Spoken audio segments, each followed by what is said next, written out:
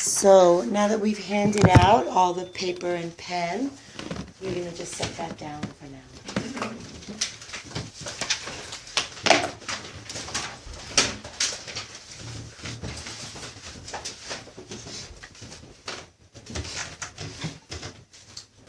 And I'd like to start this week in the way that we closed last week, with a loving kindness meditation. So for this meditation, it's good to be comfortable. If you have a back and you want to lean back against the back, feel free. If you're sitting on the ground, feel free to make yourself as comfortable as possible. Stack yourself high, extend your legs, whatever's going to work for you.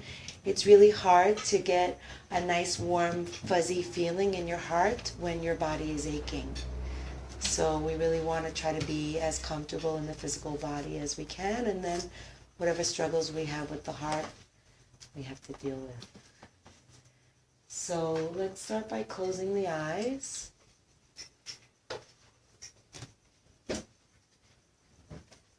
And let's just take a nice deep breath in through the nose. Exhaling out of the mouth, releasing the tensions of the day.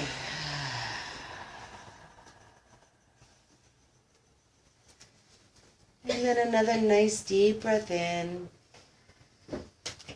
Exhaling out of the mouth, releasing any judgments, expectations. And then one more nice deep breath in. Exhaling out of the mouth, letting the whole body relax.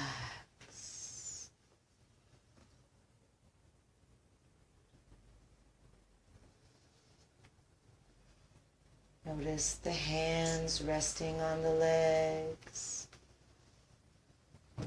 comfortable and relaxed.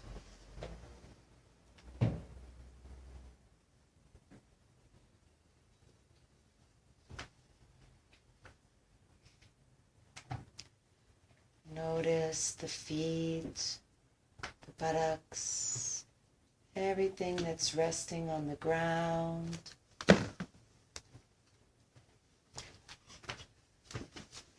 Just feeling those points of contact.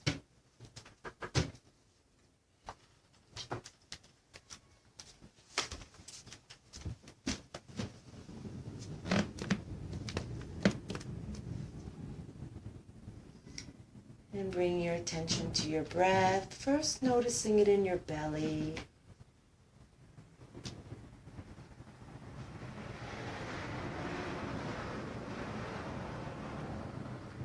And noticing breath in your heart.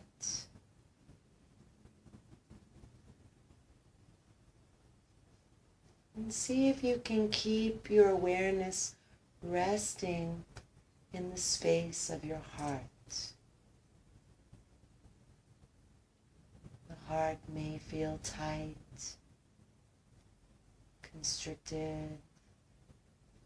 There may be some fear, some tension, some anxiety. It's okay. Just let it be. Maybe the heart feels nice and open and awake and alive. Maybe even curious. Just noticing the space of the heart as it is.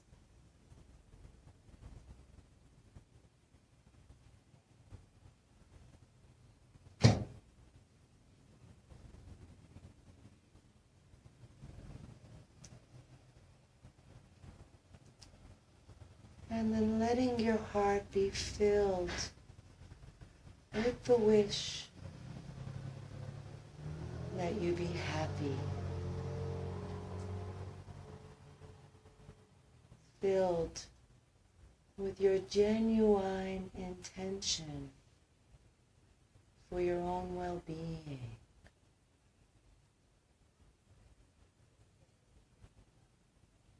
See if your heart can open to the goodness that you were born into this world with.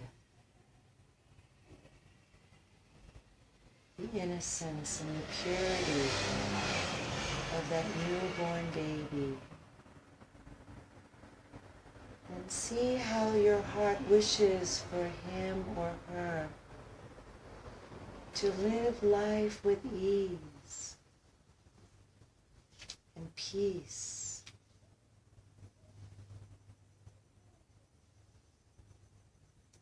Feel the kindness in your own heart.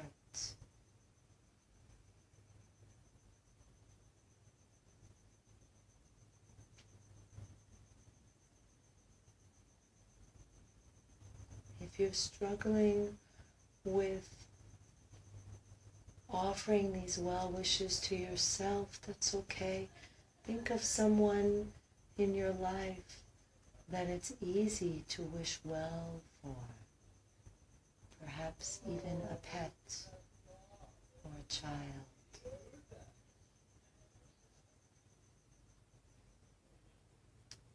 Just noticing how there's a purity in your heart that wishes well-being. There's a lightness and an ease.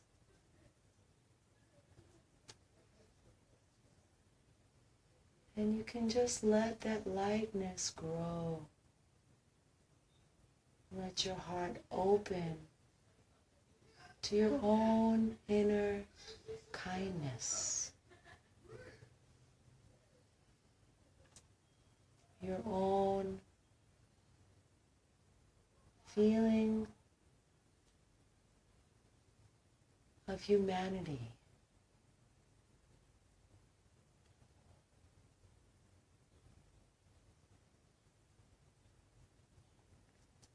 Letting the goodness in your heart, the space in your heart that has the capacity to offer and receive love, to offer and receive kindness. The space in you that wants the best for yourself or this person or being that is dear to you. Just let yourself radiate with this well-wishing.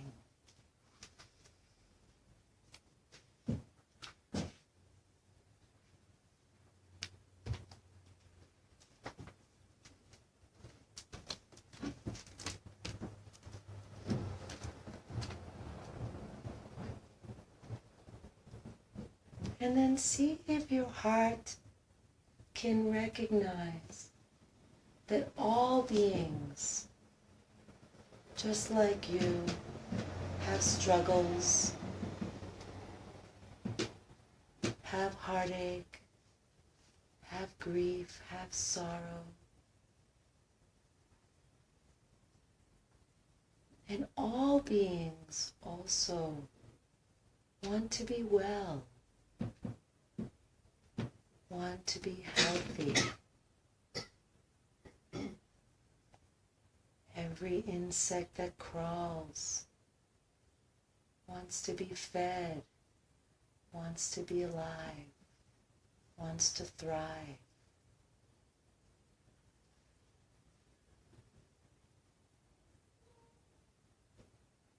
Every being that swims and every being that flies, every being that crawls, every being that walks, all beings have that same desire that you have to be happy, to be peaceful, to live with ease and joy, and to be free in their hearts and in their minds without suffering. And let that wish within your own heart for your own well-being to expand into all directions of the universe. to include all beings everywhere. May all beings be happy and healthy. May all beings be safe and protected. Include all beings in your heart and wish them well. Wish them a life of ease. Let your heart open in all directions to all beings. Let all beings be free.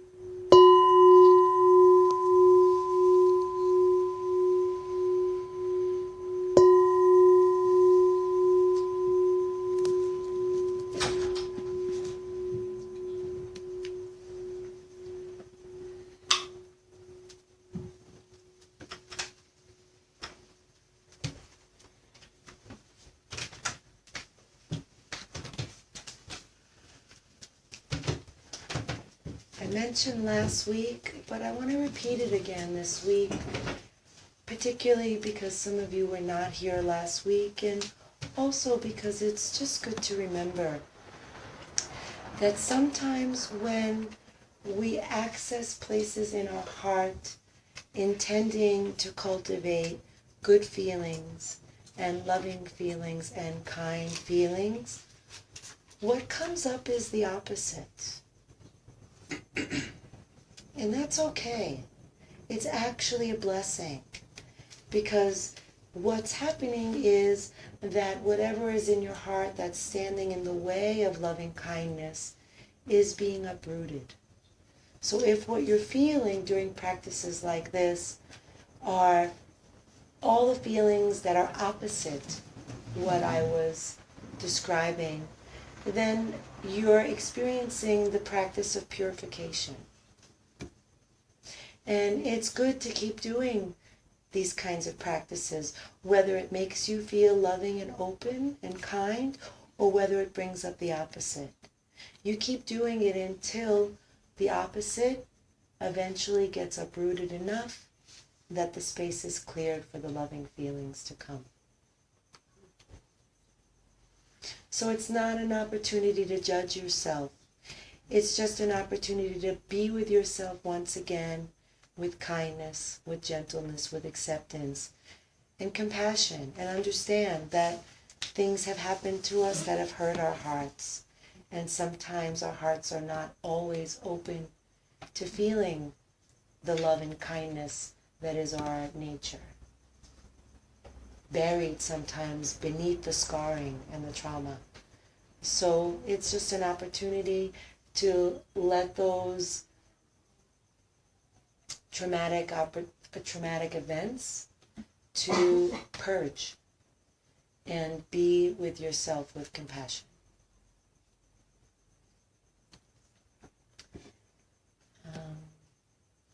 So today we're going to work on helping our hearts so that we can move into more joy in our lives. Some people naturally incline toward joy. I don't know that many people like that. And the reason why not many of us are inclined to be joyful is really biology. Our brains were developed millions and millions of years ago. Our, meaning human brains, were developed to protect us, to try to keep us alive. And so once upon a time when life was less civilized, we were going through life with a lot of danger. And we had to really be on alert for possible harm. And so our minds became super aware of the stresses in life, became highly mindful, if you will, of the things that today probably don't worry us too much. But nevertheless, our brains are still wired in that way. So like, for example, if you heard a lion roaring, you needed to really be able to pay attention to that. You needed to be able to be on high alert to it, and you needed to be able to remember that that was a sound that meant danger is afoot. So not only are our brains wired to be more alert to the negative stimuli in the world, they're also more wired to remember negative events. So if you find yourself at night ruminating about your day, and you find yourself thinking, oh, I can't believe I said that, that was so dumb. Or you find yourself remembering somebody offending you, or just reviewing, some of the more unpleasant things throughout your day, it's not because there's something wrong with you. It's because our brains are wired that way. Our brains, for our own survival, absorb and recall the negative. Scientists have shown, for instance, that in relationships, it takes 5 positive interactions to balance out 1 negative interaction. Mm-hmm. So if you find yourself remembering all the negative things that your loved one does for you, it's not because you're a bad person, and it's not because he or she doesn't do good things as well. It's because our brains are wired that way. The good news is we can rewire our brains with mindfulness. So we're going to explore a couple of practices today that help induce joy, and also practices that help literally change the way the neurons in your brain fire, so that you become more inclined toward noticing the positive and more inclined toward absorbing pleasant experiences and more inclined toward joy. So the first thing that we're going to do is a practice that probably many of you have already experienced and know it generates joy, and that is gratitude. Whenever you're in a bad mood, if you can in that moment recall something that you're grateful for, your mood will immediately change. It's almost impossible to experience gratitude and bitterness at the same time. It's probably actually impossible. So we're going to do a really basic gratitude practice. And for this, you'll need your pens and paper. So I think a couple people came in after pen and paper were distributed. So take a book, if you would, and take a piece of paper and a book and a sheet of paper.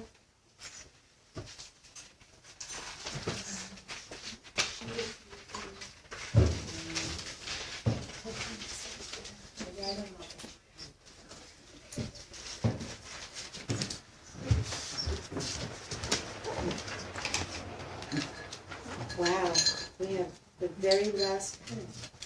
Okay. Oh, I have an extra. You have one? Great. There you go. You have one? There you go. Okay. So,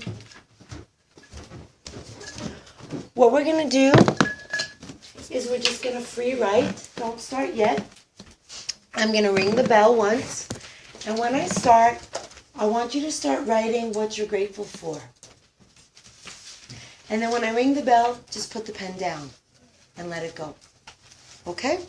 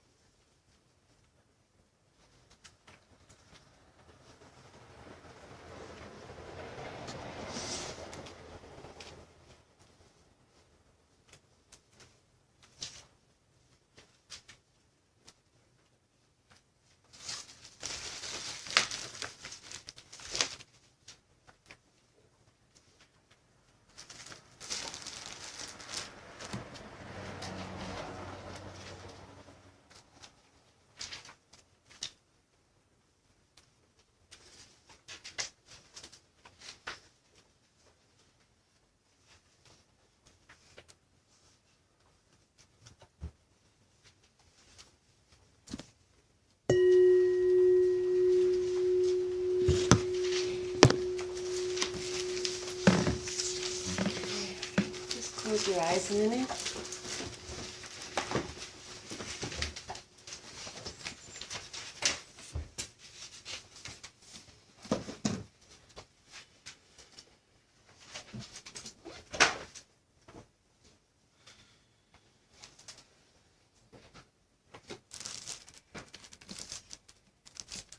Okay.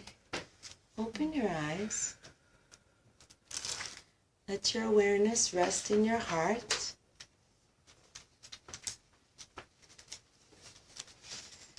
And just read what you've written.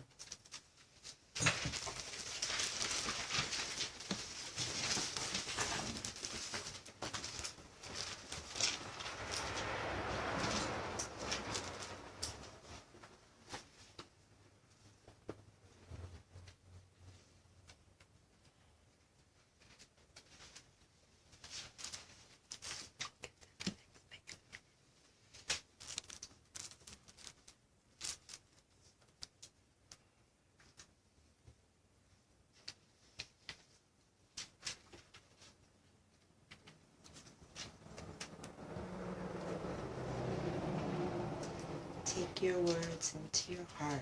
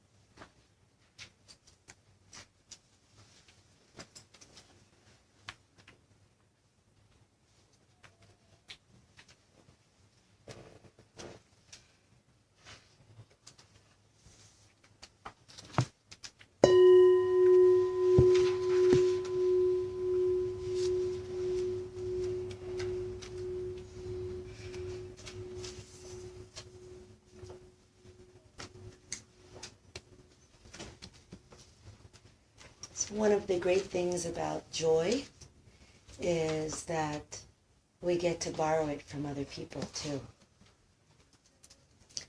We've talked already about how when the heart encounters others like it, then the heart's natural response is loving kindness. And we've talked about how when the heart encounters the sorrow, the suffering of another, the heart's natural response is compassion.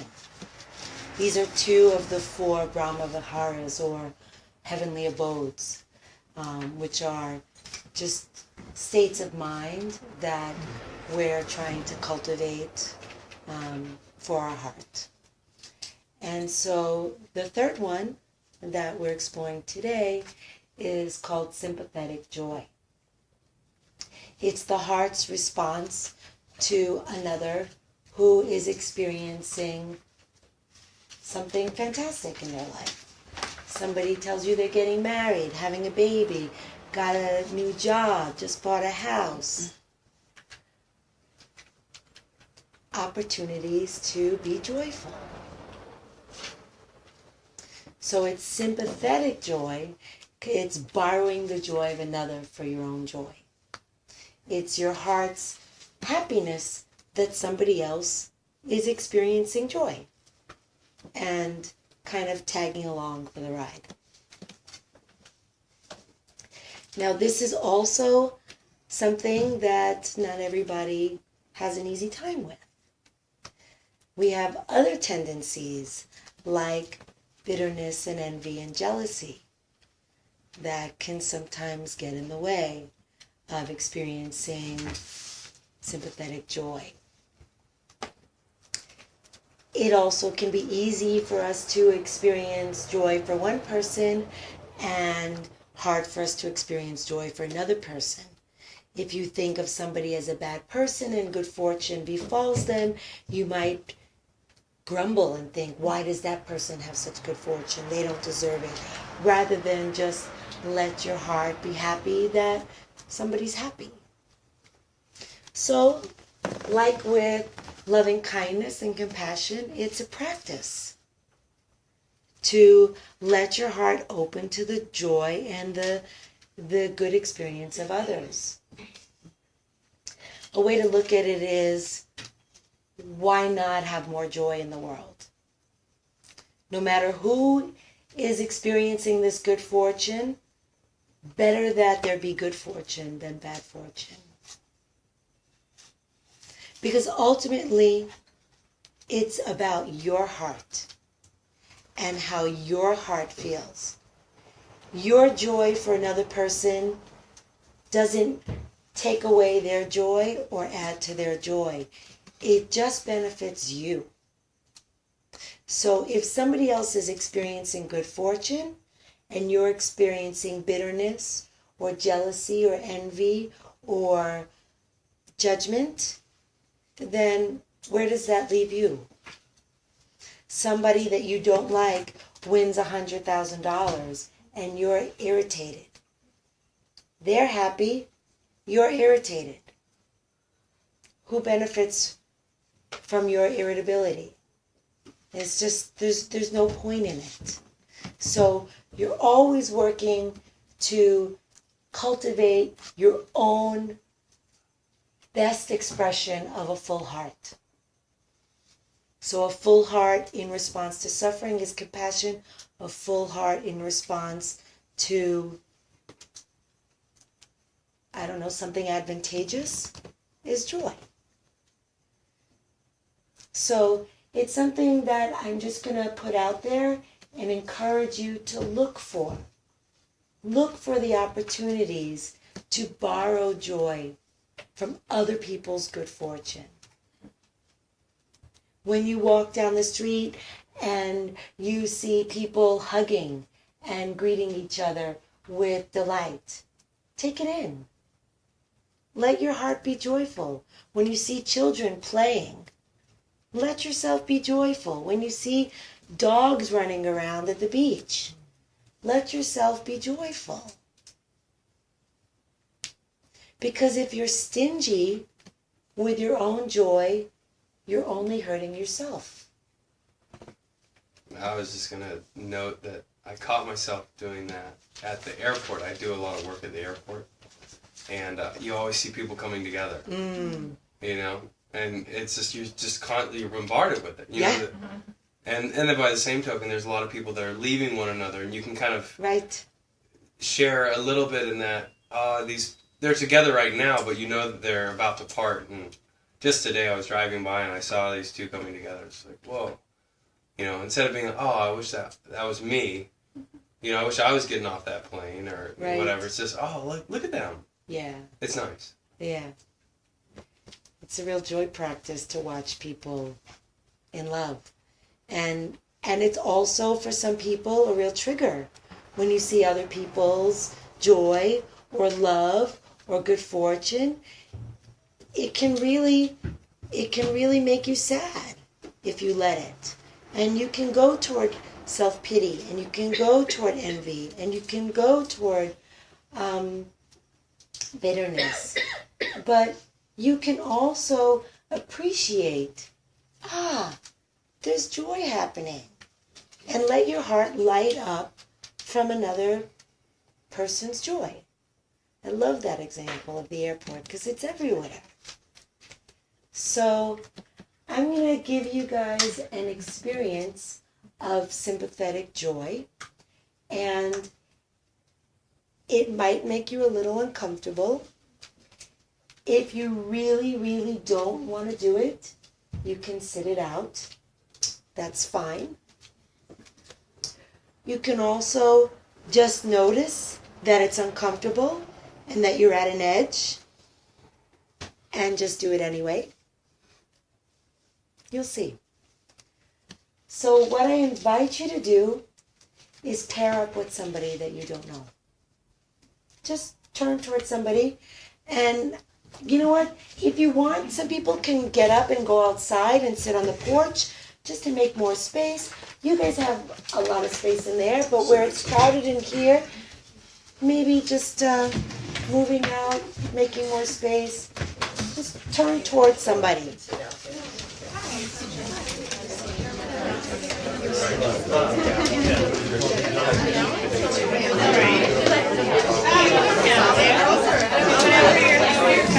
Head out and I'll see if there's somebody else that's not paired up.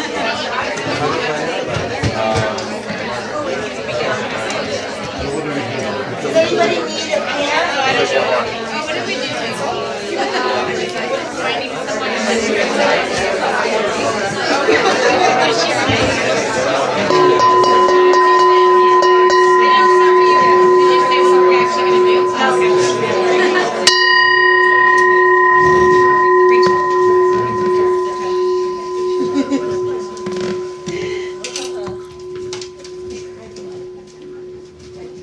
Okay.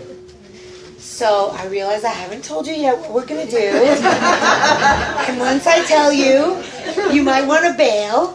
But now that you're partnered, you feel kind of bad if you bail on your partner. So it's kind of a little ploy to keep you in the game. But really, if you're not comfortable with it, it's totally understandable. Because what I'm going to have you do is share your gratitude list with your partner. So this is a beautiful opportunity to once again go through the things that bring you joy, that you're grateful for. It's a beautiful opportunity to recognize how we're all on this path together and to really feel the interconnectedness in our human experience. It's a great opportunity to practice mindfulness in listening. And it's a great opportunity to practice sympathetic joy. So when you take in what the other person is grateful for, I want you to listen with your heart. You can close your eyes, you can look the person in the eyes, you can do whatever is going to work for you to really take in the blessings that this beautiful being is sharing with you from his or her life, the things that this person across from you is grateful for, and to really take it in and let yourself feel it. And let yourself, if your heart is so inclined, to feel joy. But also, first and foremost, you're practicing mindfulness, which means you're not manipulating how your heart is going to feel. So that if a moment happens where your heart feels a clench of envy or jealousy or sadness, that's okay too. Just be mindfully aware of your own heart's response to what's being shared by your partner. So you're going to get nice and close so you can speak softly and still hear each other. And stay quiet if you would.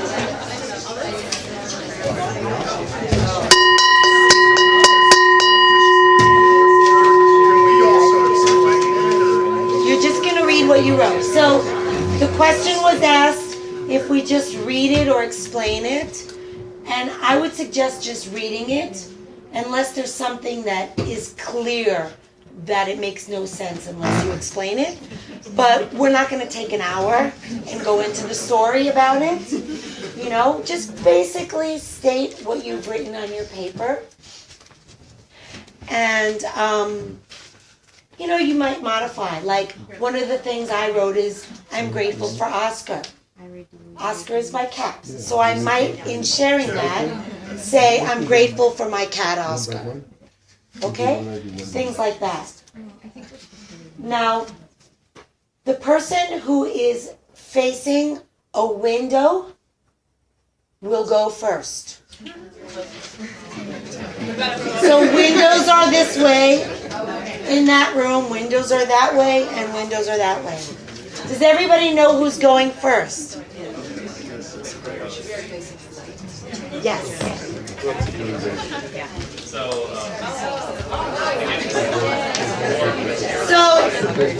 I want there to be absolute silence. And when I ring the bell, whoever goes first just reads. The listener just listens.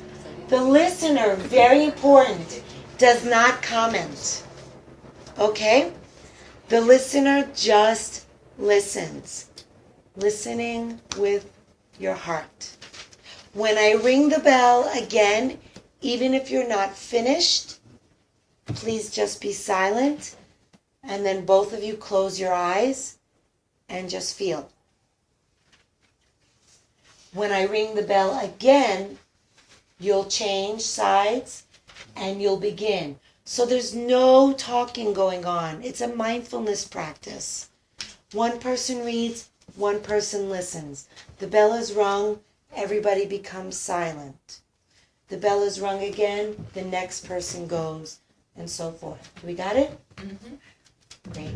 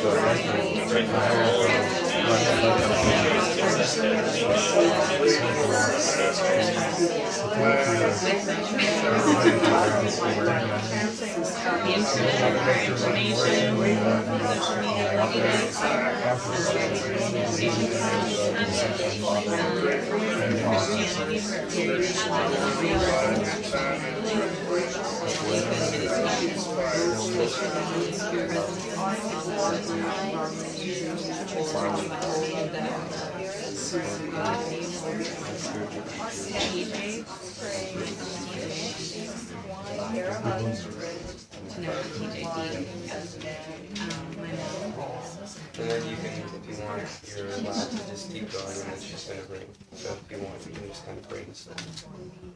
Or you can expound on what you're feeling.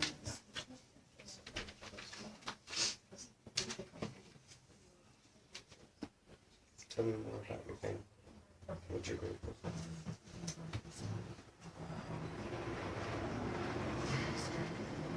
A lot of influence that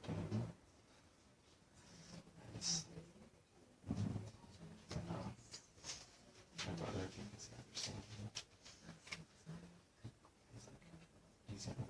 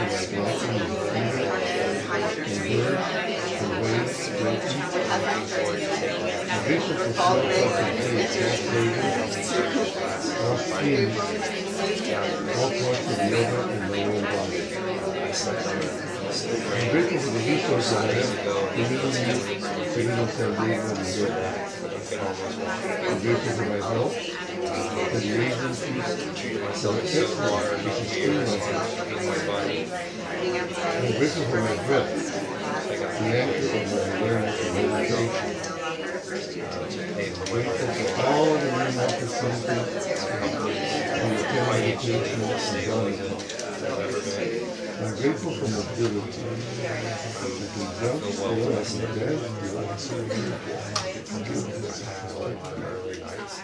I'm grateful for the myriad avenues for watching life experience and creative. I'm grateful for museums where I see beautiful scenes and the past and nature. I'm grateful for airports that are easy to take on. It permits me to travel to Europe, to Asia, to New York City, and I'm grateful for the security I enjoy here in San Diego. With no IED, with no terrorism, blowing themselves up in the big marketplace. There's no danger in the streets. He took his first steps.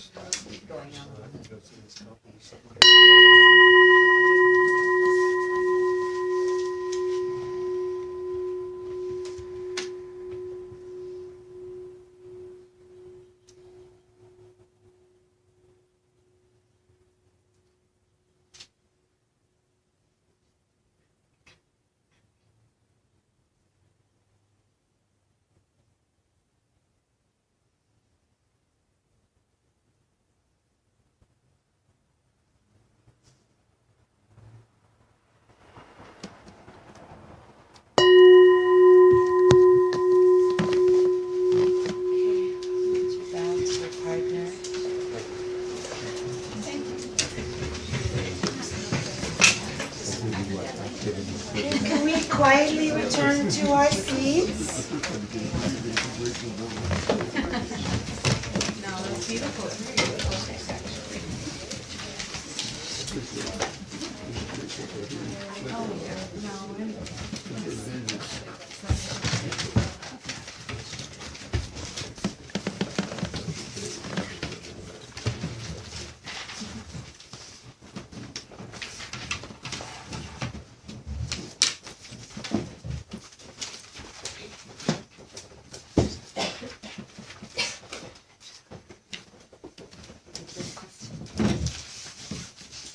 So, joy and all of these emotions are very strong emotions, are things that I don't really see, except on special occasions. But contentment is one that I feel a lot.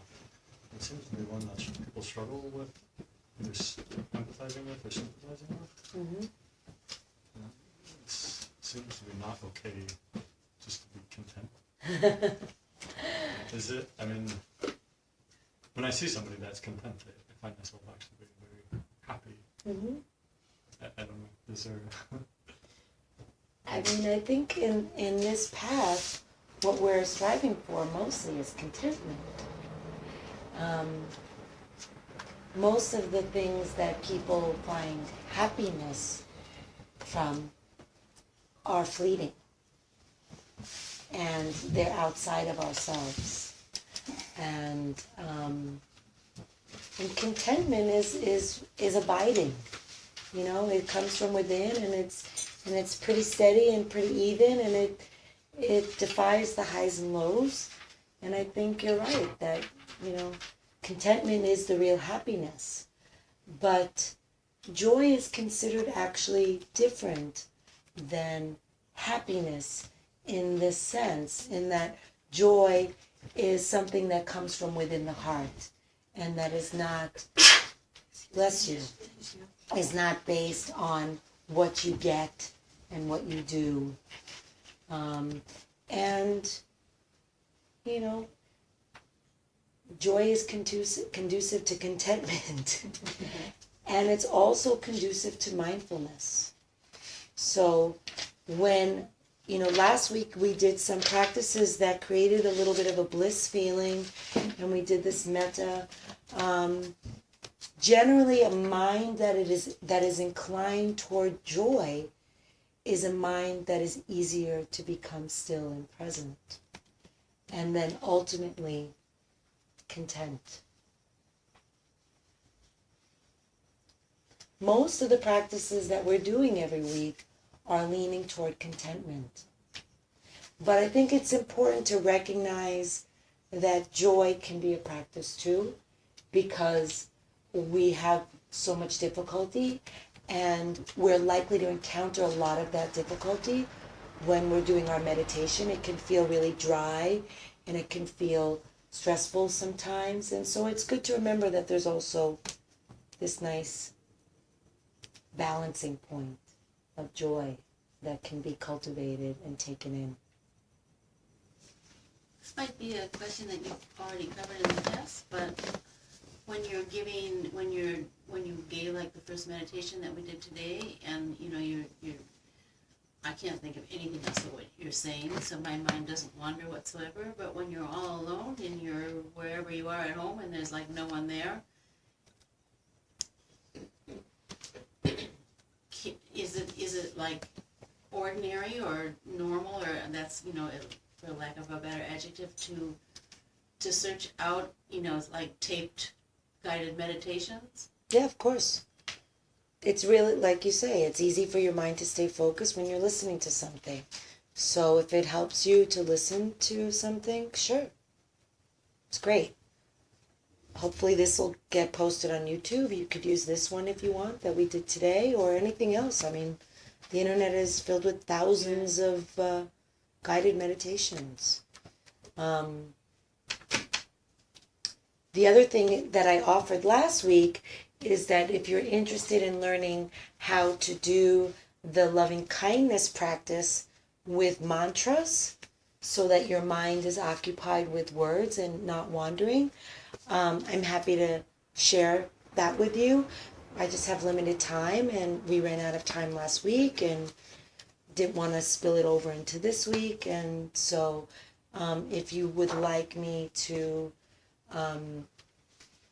offer some guidance on how to do the loving kindness meditation using words that you can repeat in your own mind, I'm happy to do that. Just send me an email and I'll send it back to you.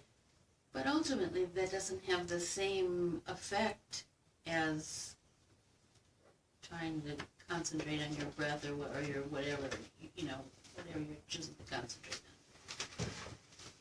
on.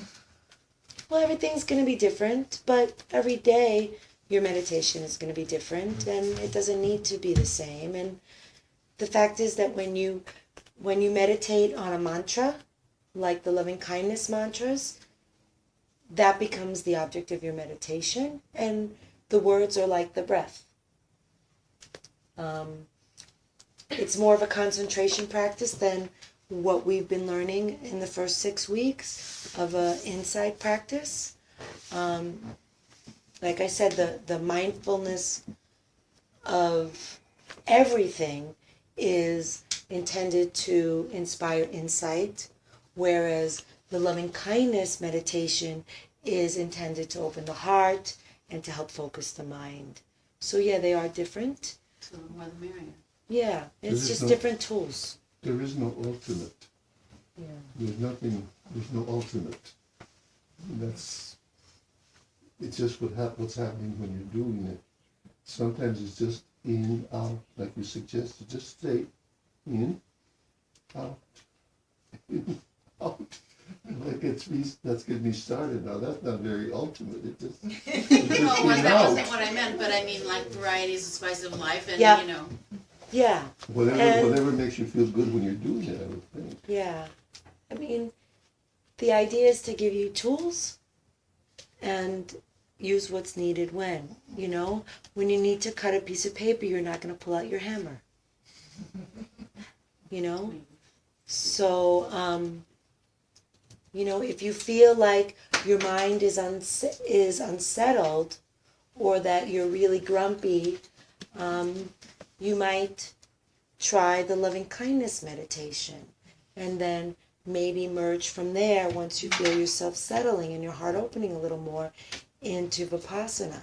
You may just stick with the loving kindness meditation. You may try some of the breathing techniques that we went over last week. You know, some are good if you're agitated, some are good if you're having more sloth or sleepiness, you know. Just to be able to know what you need in the moment is beautiful. And, you know, pick and choose as you like. I find the difficult thing is doing it by myself. Yeah. Whatever it is. Maybe the tape is like having somebody with you. Yeah.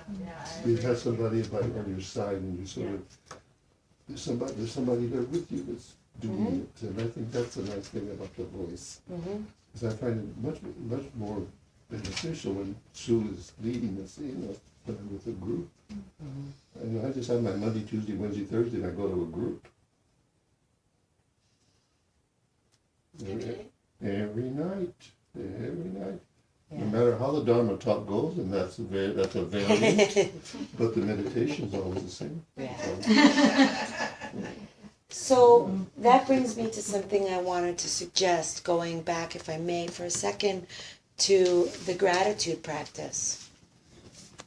If you find the gratitude practice at all helpful to you, I would suggest doing it every night before you go to bed. You can set a timer and just do it for however many minutes. You can do it until you're done. Something else that's nice to do is if you have the ability to do it with someone. So if you live with someone, you might introduce the practice to that person. And at night before you go to bed, share what you're grateful for. And just take turns. Another thing that you can do, something that I did for about a year, I was involved in a joy course.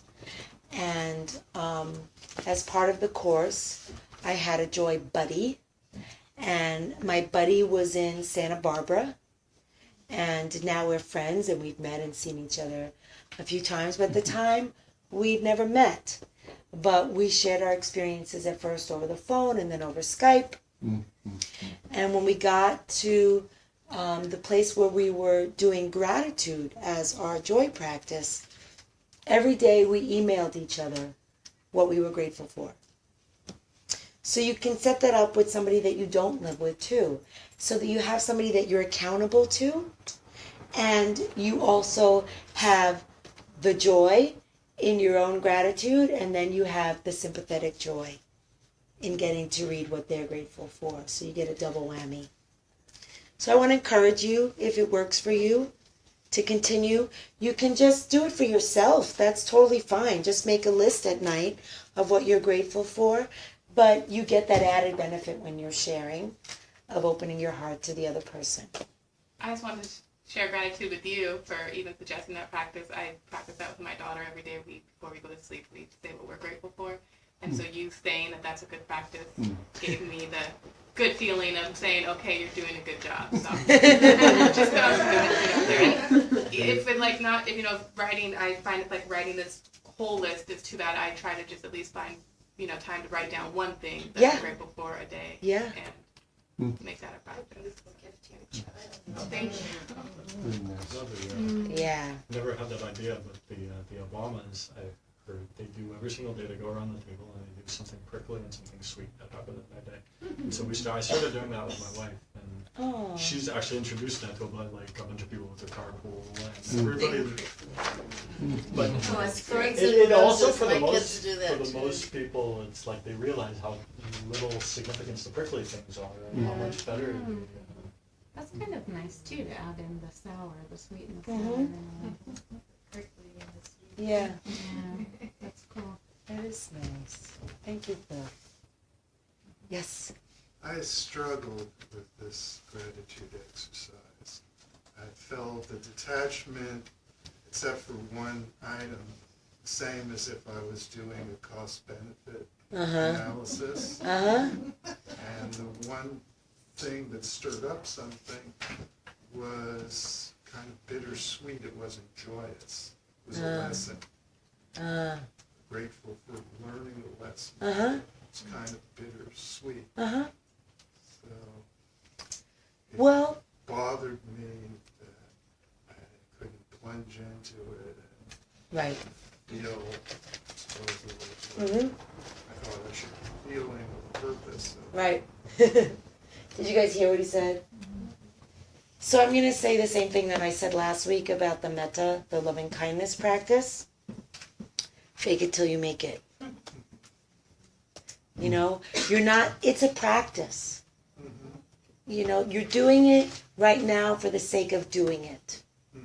And once you start adding a should on top of it, that's definitely not helpful. You know, it's a mindfulness practice. So you were mindful of the fact that it was very perfunctory for you and you weren't feeling it. And you were mindful of the fact that you felt like you should be feeling it and that you had judgment that you weren't feeling it. Great. So it was a practice for you. Continue doing it, and then one day you'll see that one of the things that you're writing down will stir something in you that resembles joy. And then that day you'll be grateful that you've been doing it. And then you have joy about that. I need to move on because there's more stuff that I wanted to share with you, and then if we have time at the end, then I'd love to hear your comments. I just wish there was more time because I just love hearing what you all have to say. And I think everybody else benefits from it as well instead of just one voice. But I do want to share a couple of other joy practices with you that I think will be worth your time. So,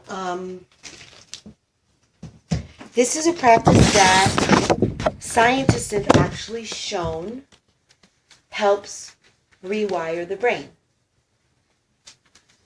So I was saying the brain is kind of wired to take in the negative, and we kind of take for granted the positive. We overlook it. We forget about it. It doesn't, if it's not a thorn in our side, we don't feel it.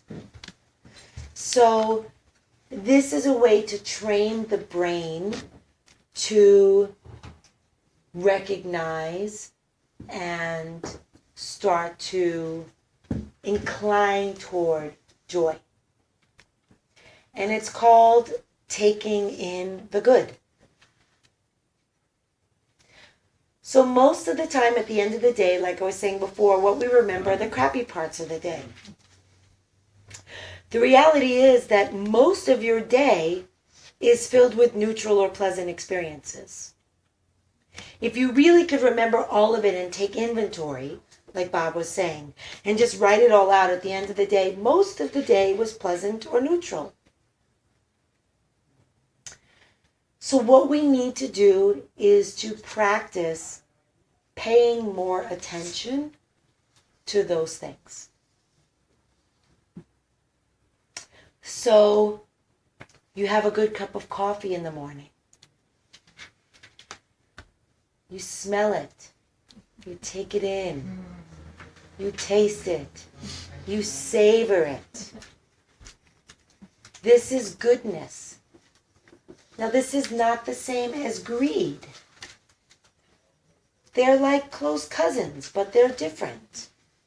This is just appreciating and letting yourself absorb that which is, as opposed to reaching after, wanting more of, or something that you don't have. This is what is happening right now, and it's delicious. So let yourself drink it in. The scientists suggest taking 30 seconds to feel the goodness of the experience. So when you walk out of your house on a beautiful evening and the weather is just perfect, notice it. If you have 30 seconds to stand still and just feel how nice it is to be out on a warm summer night with a perfect cool breeze, take that in. 30 seconds is not a whole lot of time. We have 30 seconds. So it really is a practice of pausing and acknowledging. This is good right now. This is pleasant. This is wholesome. And in that 30 seconds, intend and if possible, feel yourself drinking in the joy, drinking in the goodness. So like you may have a certain image that comes to mind. Like for me, I think about coming home after a cold day and submerging into a nice hot bath and just really letting myself soak it in. And how you feel your whole body just taking in that goodness. See if you can let yourself take in the compliment that somebody's giving you. Take in the deliciousness of the meal. Take in the kindness of somebody opening the door for you. Take in the joy of your neighbor's smile when you cross paths coming and going out of your house. These are all the little good things in life that we take so for granted that at the end of the day, if we put out on a list everything that was good in our day, we'd probably forget them. But if we take 30 seconds, not only do we remember it, but our brain is starting to strengthen those neurons that are our pleasure neurons, our joy neurons. All of those firings in our brain for the good can become strengthened by doing it, by practicing it. It's like using a muscle makes that muscle stronger, and the next time it's easier to use that muscle. Taking in the good for just 30 seconds makes it more likely that next time you'll recognize when something good is happening. More likely that you'll remember it.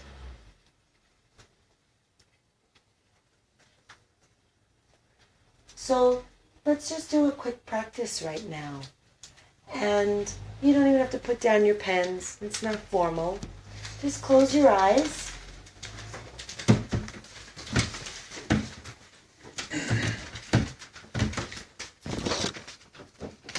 And just recall a positive experience that you've had recently. Maybe it's not something you experienced. Maybe it's something you saw, like Gavin saw the couple uniting at the airport. Just call to mind something pleasant, something wholesome, something delightful.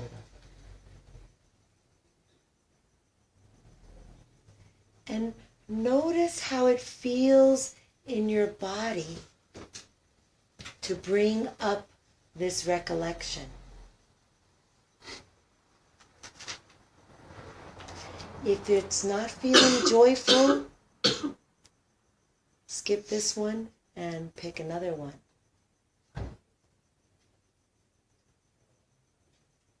And just take in how it feels in your body to recall this positive or pleasant experience.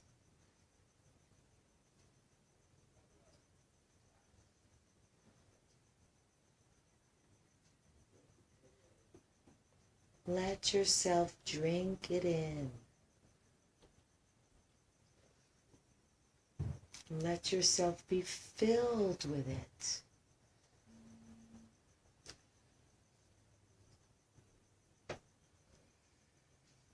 Give yourself permission to experience this moment of joy.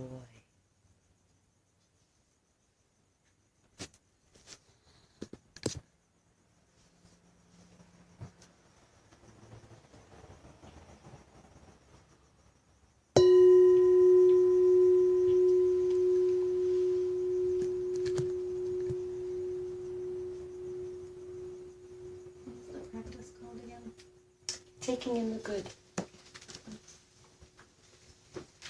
So you can see how 30 seconds is really powerful.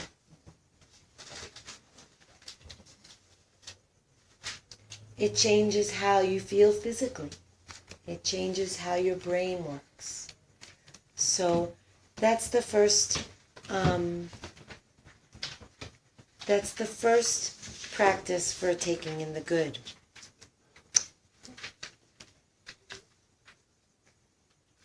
Now there's another joy practice which is joyful by virtue of it being without suffering. And this is called the bliss of blamelessness.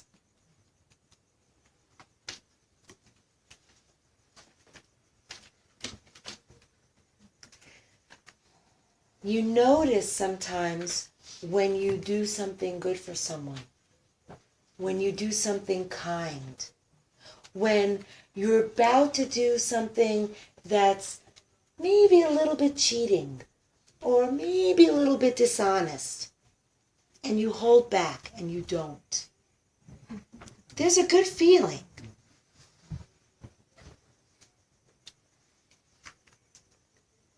But sometimes we don't notice this.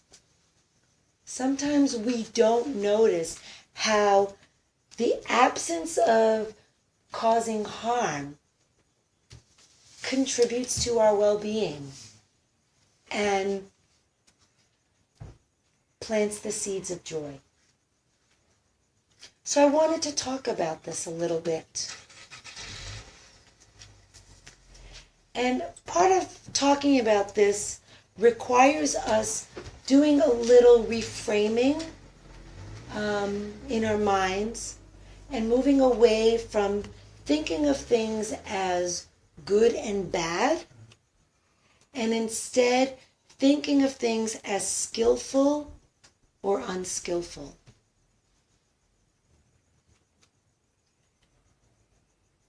Good and bad are value judgments that don't really serve us.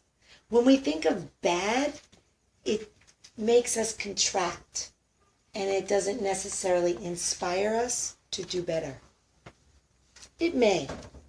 And it may just be semantic to say good, bad, skillful or unskillful. I'm going to give you a definition of skillful and unskillful. Skillful is to think and act in ways motivated by the desire to enhance the well-being of yourself or others. So, thinking and behaving in ways that contribute to well-being.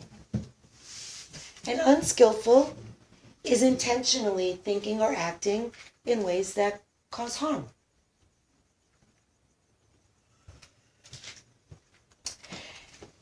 Sometimes the way that we know whether we're behaving skillfully or unskillfully is by listening to the subtleties in our body. So you're about to do something and you get a little bit of a wrenching in your gut. If you're mindful, it could be the most subtle sensation that's a contraction. And then you know, this is not beneficial. This is coming from greed, anger, or delusion. Pretty much anything that's motivated by greed or aversion or delusion is going to be unskillful. When you're mindful, you're most likely to act skillfully. And this is one of the reasons why we practice mindfulness, so that we can live our lives creating more well-being and less suffering for ourselves and for others. When we're paying attention, we know what's beneficial. We know how to act in a way that serves us and serves those around us. Make sense? Happening from the two of those sort of don't take a particular action that's for your own well-being, but you know what might cause somebody else sort of loss of well-being? Or... Right. Yeah, I mean, it depends on whether you're acting intentionally to harm another or not. So, knowingly is not the same as intentionally. If you're doing something for your own well-being, and it also happens to have a negative consequence, there may be a weighing that needs to take place. But most of the actions that we do have ripple effects in the universe that we have no idea about. You know, when you drive your car to go to a friend's house to help them because they're in crisis, your car, most likely, unless you have an electric car, is creating harm to the universe. That doesn't mean that you are acting unskillfully. You know, but you might, in any particular circumstance, really consider, is the harm that you're causing greater than the benefit that you're deriving? And if it is, maybe that's not an action you want to take. And then how, if you don't want to take that action, how would you not feel resentment or, you know, like, to a certain extent, I find that. Right. Yeah. And that's why you have to really listen to your body, I think. You know, if you're doing something and it's creating resentment, then you're not sowing positive seeds. It's not something that is worth practicing. Martyrdom is not encouraged. You know, nobody benefits from an action that's going to be born out of resentment. You know? Yeah. I guess more like, let's say me and my wife, we have $10 left in the bank account and I buy a beer. And, you know, this is in a temporary promoting my well-being, but my wife might be upset about it. But then if I don't purchase that beer and I really wanted to, right. I might be, and she won't even know, right, that I didn't buy it, yeah? Right. I think ultimately, if you listen to your body and you see whether the wanting of the beer is coming from greed, then you'll see that it's probably not the most skillful thing to do with the $10. And also, you can ask yourself, is this beneficial? You know, promoting your pleasure doesn't necessarily mean it's beneficial. So, you know, if you don't trust your instinct, just ask the question, is this beneficial?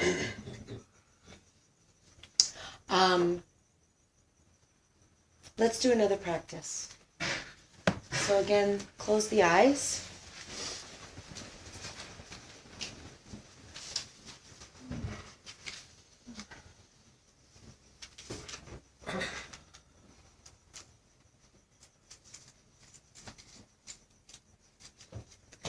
And I'm going to ask you this time to think of an occasion when you reached out and were kind to someone.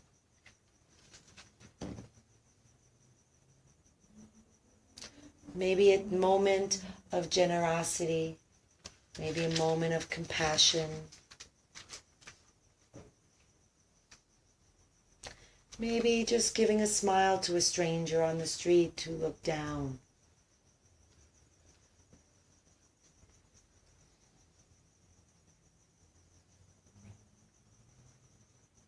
Just calling to mind your own skillful intention, your own skillful action. Something you did that benefited you or benefited another.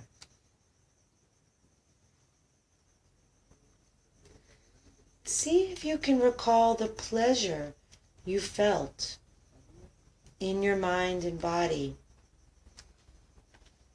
as you saw this other person's happiness.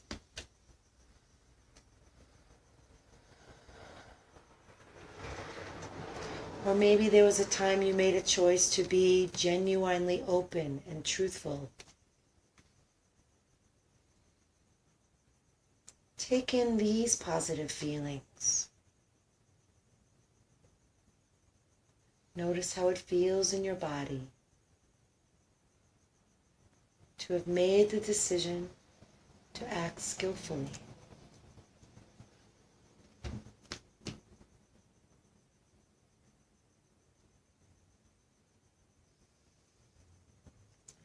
Now recall something unskillful you've done. Maybe a small taking, maybe an untruth, maybe an unkind word you said to someone or about someone behind their back, or a stinginess, or a resentment.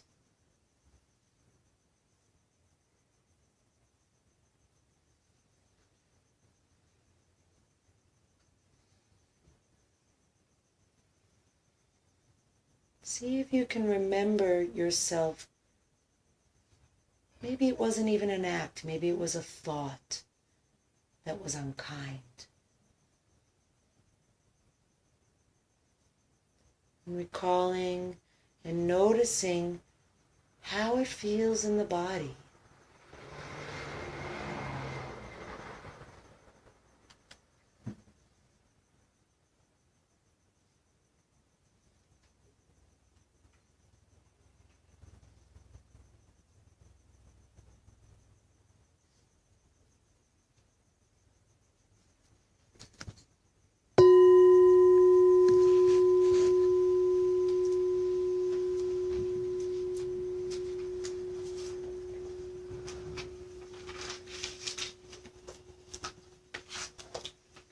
As we bring mindfulness to our own bodily sensations, our own greed and anger and confusion, and our own suffering, and our own goodness, and our own contentment, as we start to notice the mind states that we may experience, we start to have a guideline for how to act, skillfully or unskillfully.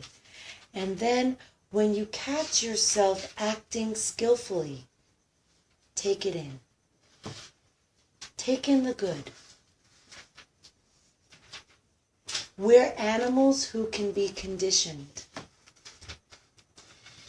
The more we notice and enjoy how good it feels to do good in the world, to act skillfully, to act kindly, the more we give ourselves positive reinforcement. The more we condition ourselves to feel goodness and to act with goodness. Similarly, when we bring mindful attention to the way it feels when we tell a little lie, or when we go through the toll booth without paying.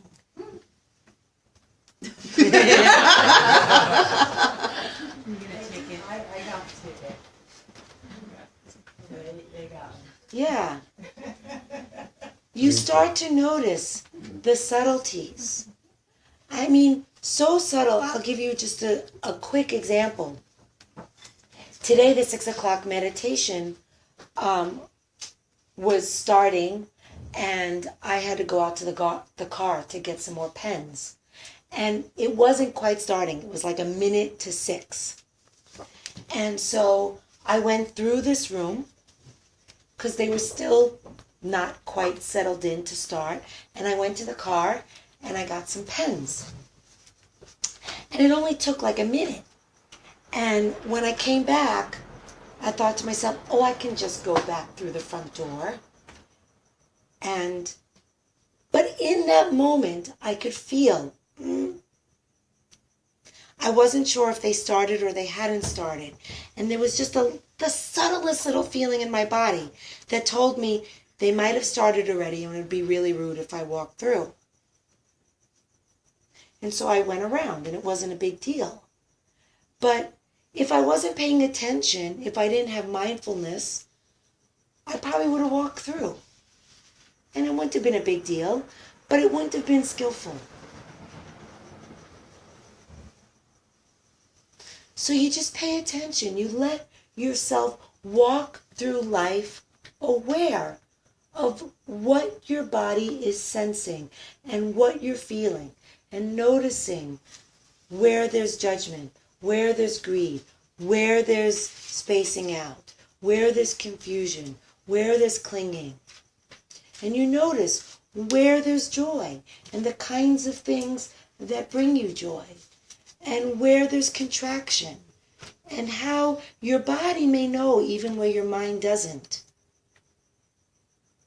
that this is not a skillful thing to do. That being said, I'm going to give you 5 guidelines, and they're mindfulness practices. In Buddhism, they're called the 5 precepts, and they're also called mindfulness practices. Basically, what these are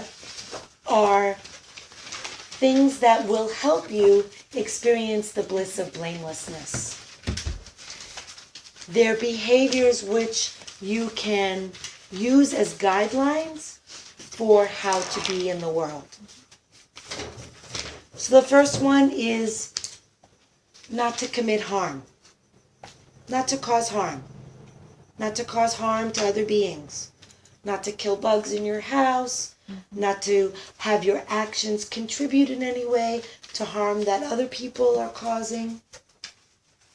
Having as little a harmful impact on the world as possible. Smell a flower, don't pick it. Okay, that's the first one, not to cause harm. The second one is not to take anything that is not freely offered.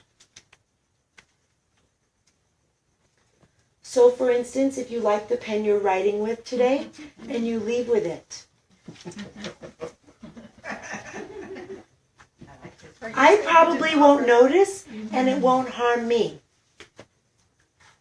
But there will be an unsettling in your own conscious, whether you're aware of it or not.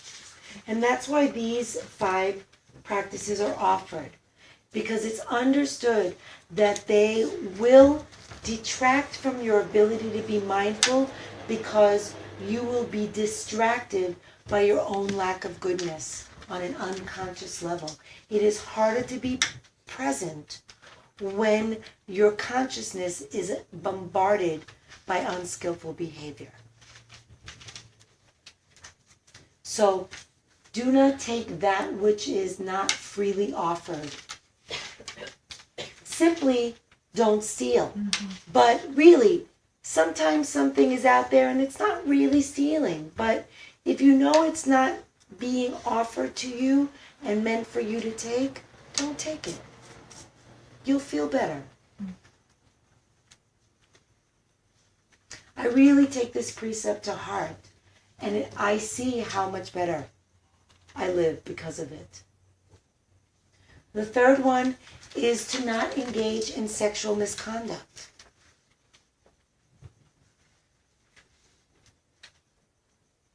And that's going to vary from person to person. That's a judgment call.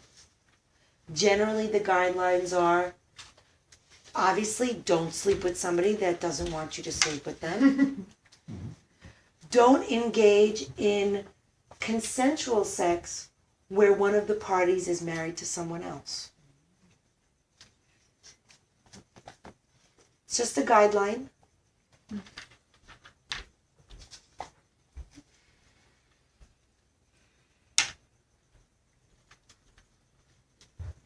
Don't harm yourself by engaging in sex that feels unbeneficial to you.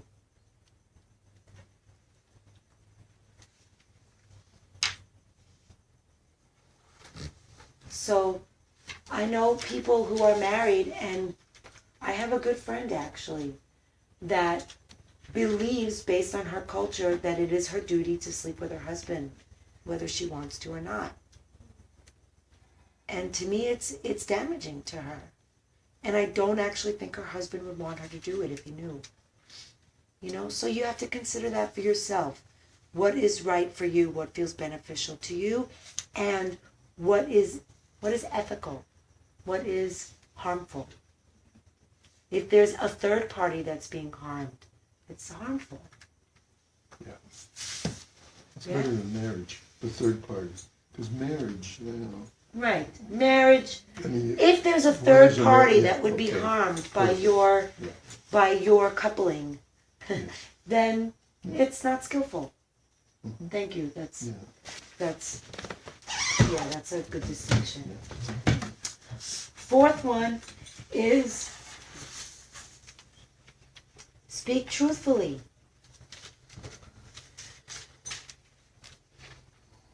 Only speak that which is truthful, that which is beneficial, that which is kind. Be mindful of your speech. A lot of harm is done with speech. If you want to live blamelessly and enjoy the bliss of blamelessness, watch your speech. Speak about humor. The use of humor is oftentimes Can be divisive. Yeah. Oh, I was just joking. Right. This happens very much in it happens much in, I call it Mexican culture, where you're always saying mean things with a cover of humor. Mm-hmm. Like, I really didn't mean that. I mean, sort of the Mel Brooks type humor that is so harmful, and yet sort of smoothed over by, I didn't really, I was just joking type thing. That's very, I mean, I find myself doing that, and it's just with humor. Yeah, and it can be harmful. Not everybody finds it funny. Oh, yeah. That's a big time joke. I was just joking. Right. Yeah. Well, if you say something that you need to say, I was just joking, then it was probably harmful. Yeah. Yeah. And then the fifth one is, and this is going to, again, be one of those on a slippery slope, and where your own judgment has to come in, which is, I'm going to say it in the most liberal way, which is not to consume things to the point of heedlessness. Sometimes it's called not to consume intoxicants, but intoxicants can become somewhat limiting in our mind, like drugs and alcohol, whereas intoxicants can be use of computer, use of television, use of gaming. There's a lot of things that we consume which can deplete the clarity of mind. And that's basically the point of this precept, is to not indulge in things to the point that you're impairing your mental faculties and your capacity for mindfulness. So those are the 5 mindfulness practices. And One thing that you can do is pick one a month and make it your practice for that month. I spent several months where my main practice was right speech and really focusing on my speech. And boy, did I realize how much wrong speech I engaged in. Even with the intention to practice right speech. It's just so habitual to gossip about people in order to bond with the people you're gossiping with. And it's hurtful. So practice one a month or one a day. For one day, if you're not vegetarian, practice being vegetarian as a way of practicing non-harming. You know that no animals are being killed based on your consumption of food for that day. Try it out. And then take in your goodness. 30 seconds. That's all it takes. Take in your goodness. So I just want to close with one final practice. Closing the eyes.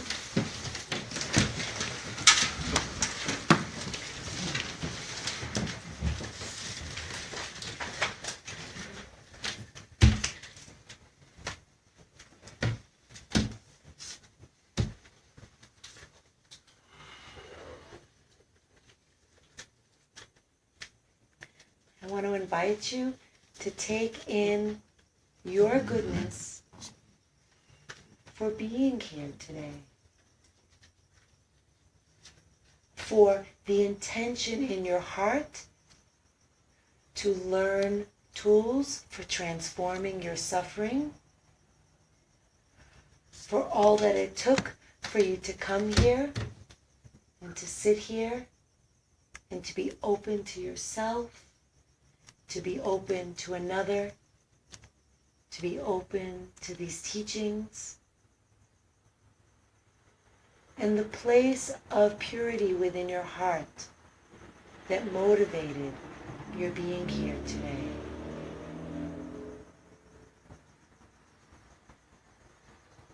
And moving beyond just that motivation and taking action